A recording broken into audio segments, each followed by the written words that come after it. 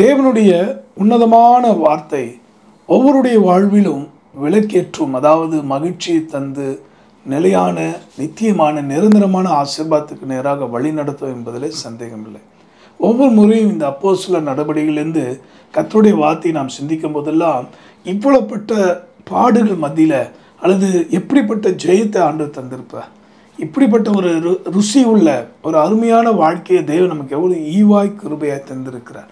ஆக அதை நினைத்து நாம் பார்த்து துதித்து கர்த்தரை மகிமைப்படுத்த இருக்கிறோம். ஆக பிரியமானவர்களே, தேவன் கொடுத்த வார்த்தையை நாம் இப்போ சிந்திக்க போகிறோம். அப்போஸ்தலரின் புஸ்தகத்தில் 9ஆம் அதிகாரம் 4ஆம் வசனம். Acts chapter 9 verse 4. அவன் தரையிலே விழுந்தான். அப்பொழுது சவுலே சவுலே, நீ என்னை ஏன் துன்பப்படுத்துகிறாய் என்று தன்னுடனே சொல்லுகிற ஒரு சத்தத்தை கேட்டான். இந்த சம்பவம் பவுலுடைய வாழ்க்கையில நடந்ததை நம்ம பார்க்கிறோம்.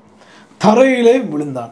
This incident happened in the life of Paul and it was totally supernatural experience, அதாவது இயற்கைக்கு அப்பாற்பட்ட ஒரு அனுபவத்தை பவுல் தன்னுடைய வாழ்க்கையில ஒரு சந்தித்த அல்லது முதன்முறையாக அவன் பெற்றுக்கொண்ட ஒரு அனுபவம் தான் இந்த சம்பவம். இன்னைக்கும் கூட இந்த செய்தி ஒரு சூப்பர் நேச்சுரல் பிளெஸ்ஸிங் உங்கள் லைஃப்பில் கொண்டு வரும் என்பதில் சந்தேகம் இல்லை. Do you believe that? நீங்கள் அதை நம்புறீங்களா?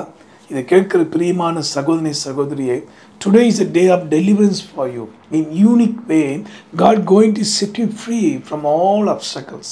எல்லா விதமான தடைகள், போராட்டங்கள், சாபங்கள், பலவிதமான தரித்திர காரியங்கள், நம்முடைய கண்களுக்கு மறைவாக இருக்கக்கூடிய பலவிதமான மேஜிக் பவர்ஸ் அல்லது பிளாக் மேஜிக் சொல்லக்கூடிய அந்த பவர் ஆஃப் டார்க்னஸ், இதை சொல்லும் போதே உங்கள் குடும்பங்களை விட்டு சில சாத்தானின் துர்க்கிரியைகள், அதாவது உங்களுடைய பொருளாதாரத்தை விழுங்கின, உங்கள் சரீரத்தின் ஆரோக்கியத்தை விழுங்கின, உங்கள் குடும்பத்தின் நிம்மதியை கெடுத்த அந்த சாத்தானின் துர்க்கிரிகள் எல்லாம் இப்போ அழிக்கப்பட்டு கொண்டிருப்பதை நான் பார்க்குறேன். ஏன்னா அவன் தரையில் விழுந்தான். யாருங்க தரையில் விழுவாங்க? நல்ல கவனிங்களேன். ஒரு நல்ல திடகாத்திரமாக இருக்கிற ஆள் எப்போ விழுவாங்க? உங்களுக்கு ஒரு சின்ன சம்பவத்தை, ஒரு சின்ன கிளிப்பிங் இப்போ நாங்கள் போட போகிறோம்.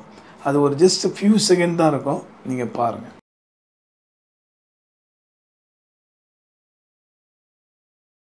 இப்போ நம்ம பார்த்த அந்த கிளிப்பிங்கில் பார்த்தீங்கன்னா நல்ல உடற்பயிற்சி செஞ்சிட்டே இருக்காங்க. ஆனால் ஹார்ட் அட்டாக் வந்த உடனே என்ன பண்ணுறாங்க? மாமிசம் மலை மீதி இருக்கிறாலாம் பொத்துன்னு விழுறாங்க. அதுபோல் நார்மல் ஹைட் அண்ட் வெயிட்டில் இருக்கிறாங்க தான், ஆனால் ஹார்ட் அட்டாக் வந்திருக்கு, உடனே கீழே விழுந்துடுறாங்க. நான் சொல்லுவது பாருங்கள், மரணம் அவங்கள வந்து சந்திக்குது. அதே போல் தான் தரையில் விழுந்தான்.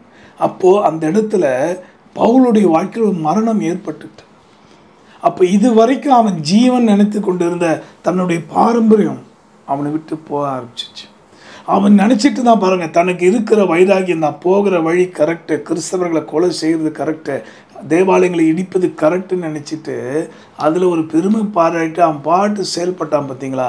அந்த இடத்துல அவன் விழுந்தான். இதை தான் நான் உங்களுக்கு சொல்ல விரும்புகிறேன். மனிதராக என்னுடைய வாழ்க்கையில் ஆண்டவர் ஒரு சகோதரன் மூலமாக சுவிசேஷத்தை அறிவித்த போது எனக்குள்ளாக இருந்துதான், அல்லது என்னை சிறு வயதிலிருந்து ஆண்டு கொண்டு வந்த அல்லது என்னை ஆளுகை செய்த அந்த விக்கிர ஆராதனைங்கிற விழுந்தது.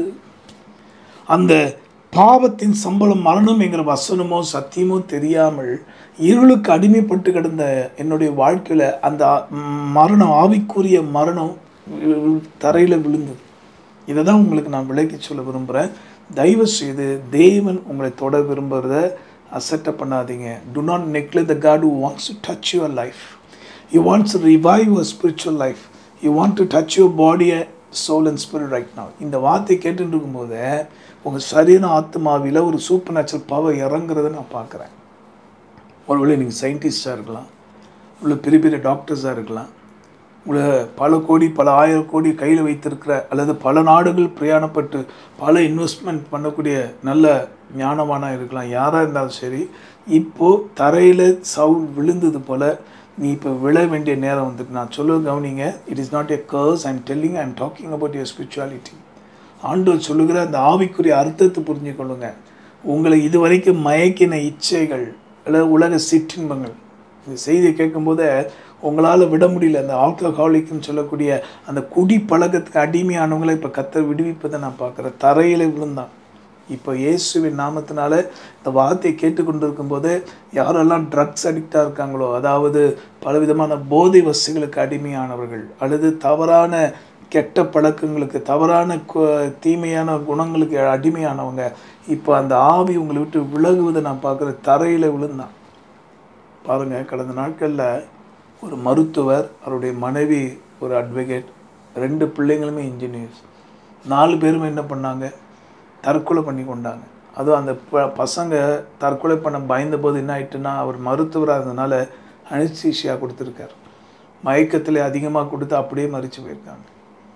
எப்படிப்பட்ட ஒரு கொடூரமான மரணம்! ஏன் ரீசன் கேட்டிங்கன்னா, கடன் தொல்லையா. அன்பானவரை தரையில் விழுந்தான். பவுல் விழுந்த விதம் வேறு, இன்னைக்கு மனித சமுதாயம் விழுந்து கொண்டிருக்க விதம் வேறு. நான் சொல்கிறேன், I'm talking about the super natural thing.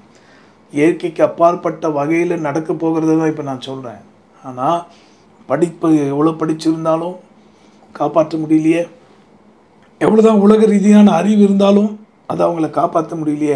அவங்கள நரகம்ங்கிற அந்த தரையில் விளைவிச்சுட்ட ஒரு மனுஷன் தன் உயிரை மாய்த்துக்கொள்ள எந்த அதிகாரமும் கிடையாது.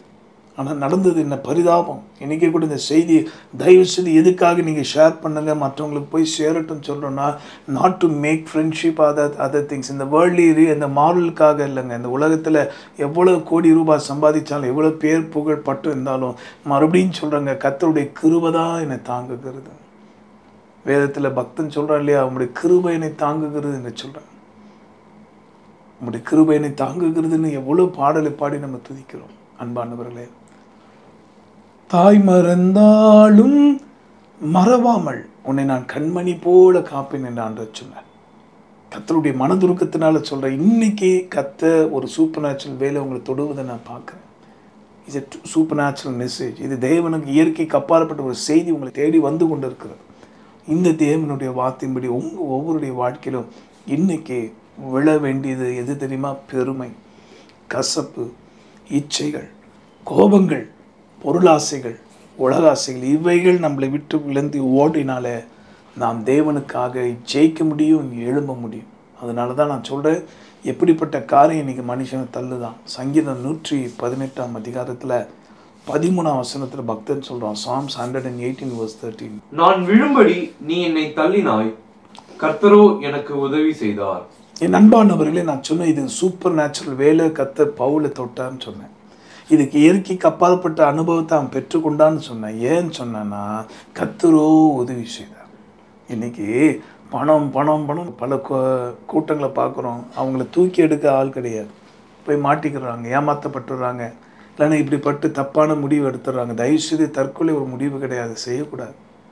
உங்களை தேடி ஆண்டவர் வந்திருக்கிறார், ஆற்றி தேடி வந்திருக்கிறார். அரசாங்கம் கூட 104 என்று சொல்லி ஒரு நம்பரை கொடுத்துருக்குறாங்க, 104. அந்த நம்பரை டயல் பண்ணால் அந்த மாதிரி தற்கொலை என்ன உள்ளவங்களுக்கு கவுன்சிலிங் கொடுக்க அரசாங்கமே இன்றைக்கி உதவி பண்ணுறாங்க. ஆனால் நான் மறுபடியும் சொல்கிறேன், அவங்களும் மனுஷர்கள் தானே, அவங்களுக்கு கவுன்சிலிங் கொடுக்குறவங்க மனுஷன் தானே. அப்போ இந்த நேரத்துலையும் கூட ஒரு சூப்பர் நேச்சுரல் தொடுதல் இல்லாமல், சயின்ஸுக்கெல்லாம் அப்பாற்பட்ட ஒரு தொடுதல் இல்லாமல், எல்லாவற்றுக்கும் மேற்பட்ட ஒரு தெய்வீக தொடுதல் உங்கள் வாழ்க்கையில் இன்டர்ஃபியர் ஆகாமல் ஒருபோதும் யாரும் தரையில் விழுந்தவங்க எழும்ப முடியாது. அந்த டிப்ரெஷனுங்கிற தரையில் விழுந்தவங்க, அந்த தற்கொலை எண்ணம்ங்கிற தரையில் விழுந்தவங்களை தூக்கி நிறுத்த தான் கர்த்தர் சொல்கிறாரு, கர்த்தரோ எனக்கு உதவி செய்தார். நான் விழும்படி நீ தள்ளினாய், பொருளாசை பின்னாடி ஓடின, பொருளாசையே நீ என்னை தள்ளிட்ட, பெண்ணாசையே மண்ணாசையே உலகாசையே நீ கீழே தள்ளிட்ட, உண்மைதான். ஆனால் கர்த்தரோ உதவி செய்தார். ஏதாவது பொருள் என்ன, நான் அவைகளை ஜெயிக்க ஆண்டவர் எனக்கு உதவி செய்தார். இந்த வார்த்தையை நம்பி நம்ம ஜெபிக்க போகிறோம். இந்த வார்த்தையின்படியே கர்த்தர் பவுலை தரையில் அவன் விழுந்தது உண்மைதான். அவனை ஆண்டவர் அவனோட பின்பு நடந்த சம்பவங்கள் வேறு. ஆனால் முதலாவது நான் சொல்கிறேன், இன்னிலேருந்து உங்கள் குடும்பத்தில் ஒரு சூப்பர் நேச்சுரல் தொடுதலை நீங்கள் பார்க்க போகிறீங்க. உங்கள் வியாபாரத்தில் ஒரு சூப்பர் நேச்சுரல் தொடுதலை பார்க்க போகிறீங்க. உங்களுடைய இல்லற வாழ்க்கையில் ஒரு பெரிய தொடுதலை பார்க்க போகிறீங்க. நீங்கள் நினைப்பீங்க எல்லாம் முடிஞ்சு, சாப்டர் க்ளோஸ். சிலர்லாம் பார்த்தீங்கன்னா கையில் அவங்க இமெயிலை பார்த்துட்டே இதை பார்க்குறாங்கன்னு நினைக்கிறேன். ஏன்னா ஆண்டவர் இடைப்படுறதுனால சொல்கிறேன், இத்தனை நாளுக்குள்ளே நீங்கள் பணத்தை கட்டலைன்னா உங்கள் வீடு எடுத்துக்கொள்ளப்படும், உங்களுக்கு ஃபேக்ட்ரி மூடப்பட்டுரும், இப்படியாக்கும் அப்படியாக்குன்னு பல காரியங்களை பார்த்து துவண்டு போய் எல்லாம் முடிஞ்சது அப்படி தலையில் கையை வச்சுட்டு அழுது புலம்பி கொண்டு இருக்கீங்களா? இப்போது கர்த்தருடைய வார்த்தை உங்களை சொல்லுது, என் மகனே, உன் அவிசுவாசம் தரையில் விழுந்துட்டு இன்னிலிருந்து நீ விசுவாசத்தோடு எழும்பு. கர்த்தராகிய தேவன் சவுலை சந்திக்கணும்னு வச்சுட்டாரு. அது எப்பேற்பட்ட மனுஷன் தான் சந்திப்பார். பிரபலமான ஒரு சினிமா நடிகர் சாக போகும்போது ஆண்டோடைய அன்புனால் தொடப்பட்டு அவங்க குடும்பமே ரட்சிக்கப்பட்டு கடன் தொழில வெளியே வந்தாங்க. தரையில் விழுந்தது உண்மை, ஆனால் ஆண்டோடைய கையில் கர்த்தர் உதவி செய்தனால அவங்க கடைசி வரைக்கும் 80 வயது மேலே கூட ஆனாலும் இன்னைக்கு சுவிசேஷத்துக்காக ஆண்டவருக்காக சாட்சியாக நிற்கிறாங்க. ஆக என் அன்பானவர்களே, சோர்ந்து போகாதீங்க. Today is a day of supernatural touch.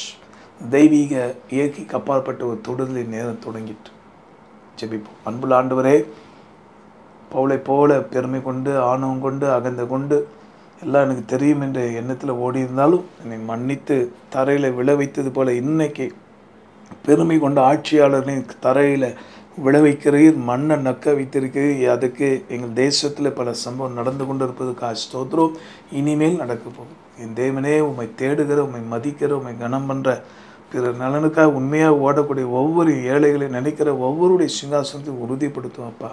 உடைய ஊழியக்கார ஆசீர்வதிக்கிற இப்போ கேட்ட வார்த்தையினுடைய ஒரு சூப்பர் நேச்சுரல் டச் ஒவ்வொருடைய குடும்பத்திலையும் ஊழியத்திலையும் அவங்க வியாபாரத்தில் அவங்க இருக்கிற தேசத்தில் நடைபெறட்டும்.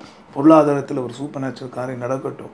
சரீரத்தில் ஒரு சூப்பர் நேச்சுரல் திங்ஸ் நடக்கட்டும். இவையெல்லாம் நீ செய்து முடித்ததுக்காக ஸ்தோத்திரம். உமக்காக எழும்பி நடக்க பிரகாசிக்க அருள் தார். ஜீவாதிபதி இயேசுவின் மூலமாக வேண்டுகிறோம் எங்கள் நல்ல பிதாவே, ஆமென். இந்த வார்த்தையின்படி கர்த்தர் உங்களை தொட்டு உயிர்ப்பித்திருக்கிறார். இந்த நல்ல செய்தியை, இந்த சூப்பர் நேச்சுரல் பவரை மற்றவங்களுக்கும் போய் சேர தேவன் தொட விரும்புகிறார். அதுக்கு நீங்கள் ஒத்துழைப்பு கொடுங்க. கர்த்தருடைய மகிமைக்காக இதை ஷேர் பண்ணுங்கள். கர்த்தர் உங்களையும் உங்கள் குடும்பத்தையும் ஆசீர்வதிப்பார். ஆமென்.